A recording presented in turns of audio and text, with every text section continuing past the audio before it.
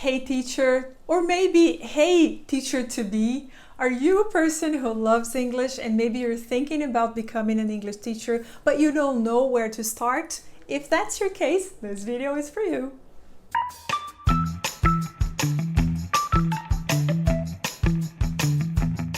Hey teacher or future teacher, teacher to be. If you are that kind of person who loves English, who has been studying English or learned English somehow, and you're thinking about starting your career as an English teacher, but you have no idea when's the right time or how to start or who do I talk to, this video is here just for you. So like this video, subscribe to our channel, set the notifications on, turn on the notifications so you receive all of the videos that we share here only for English teachers, and send it to other people you know that love English too and want to start this beautiful career that we have here.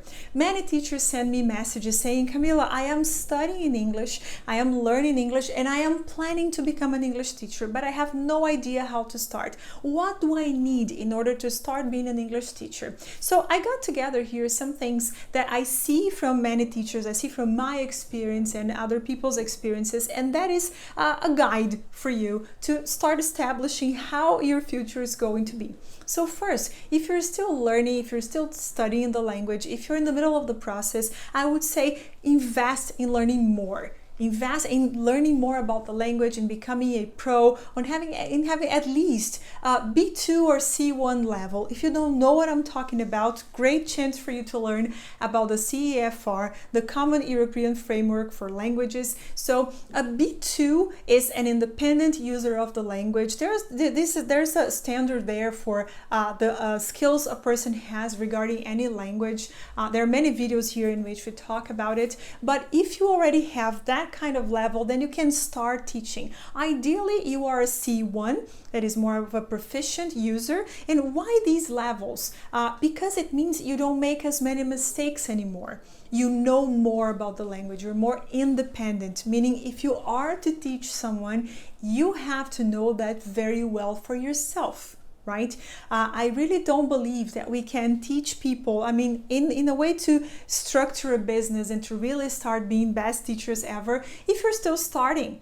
Or if you have just moved from basic to intermediate, that's not the time to start. So spend some time, invest some time, energy, and your money to really developing yourself as an English speaker, to learn the language, so that when you are about a B2, C1, then you can start thinking about teaching. How can you know about these levels? You can take tests online, or you can have someone analyze your English, take international exams that will tell you exactly where you are.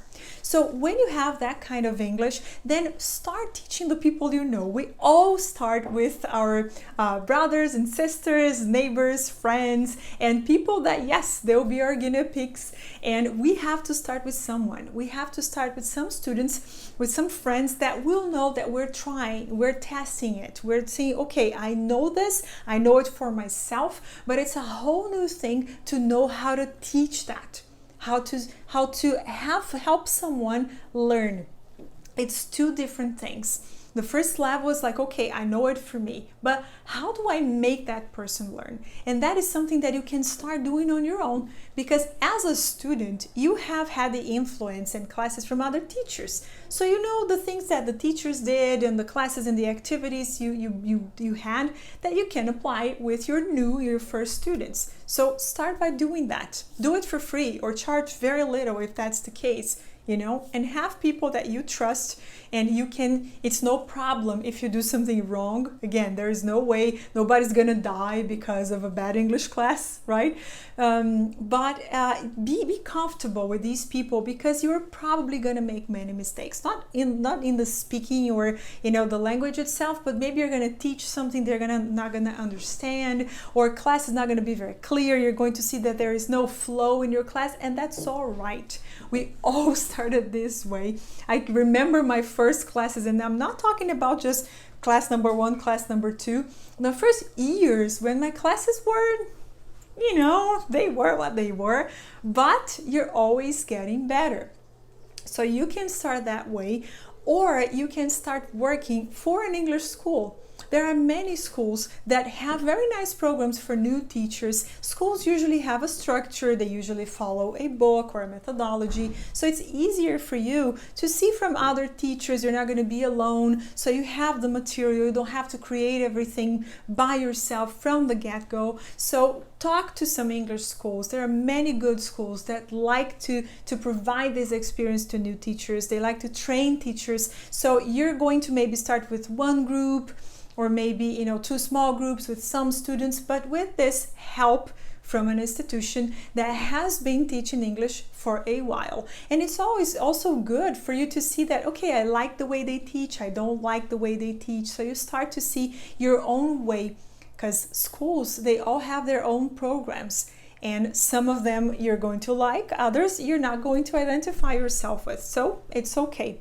Something else you can do is take our course Pro, the teacher training course. We at BTE is our mentoring program for teachers to develop their businesses, to start building profitable and sustainable businesses. But we noticed that there were many teachers that had never learned how to be teachers. They skipped that part. They learned the language, they're very good users of the language, and then they became teachers, but they never studied.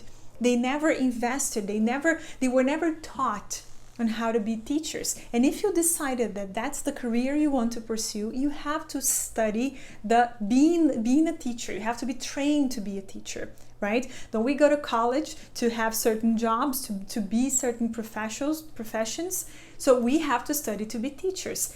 Teaching, being a teacher, is not different from any other career. So you cannot decide to be a dentist. You have to go to college to be a dentist, right? You cannot just decide to be a lawyer.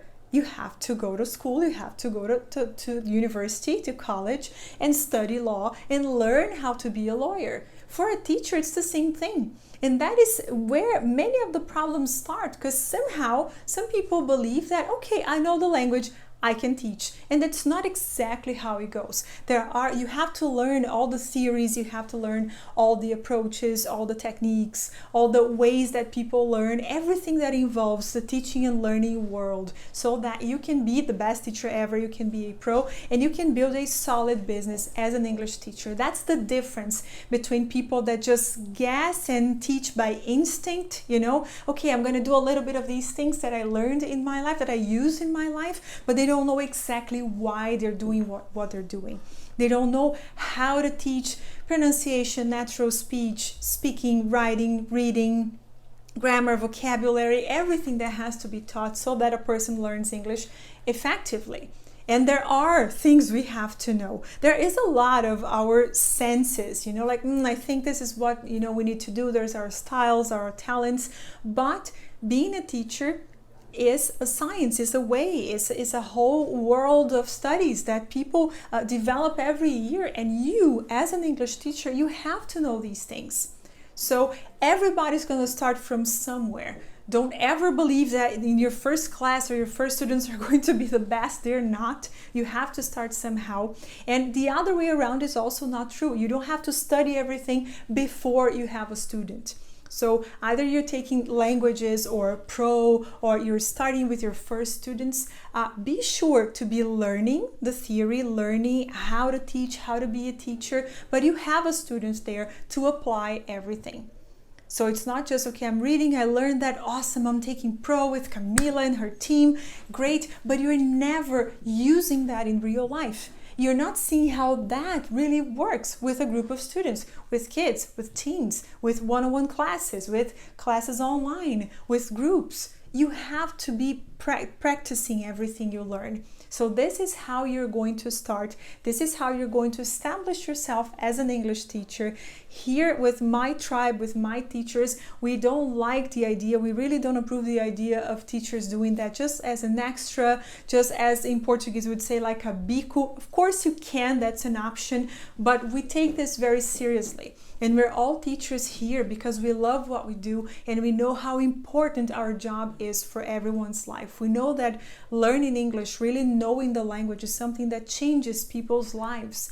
So we have to take it just as seriously as it is. so that we can value ourselves and people can see us as real professionals. So establish where you are in this process here, what you need to learn. Don't ever think that, oh, it's going to be years and years. No, the more you dedicate yourself, the more effort you put in, the better, the faster you're going to see the results. So start today from wherever you are in this process here, and I would love to see new teachers, people who really love the language, spreading that to the world and having more people, especially in our country, become English speakers. All right, let me know here in the comments where you are in the process, what you think about all of that, if you are already an English teacher or if you want to become an English teacher. I hope you have liked this video, and I'll see you in the next ones.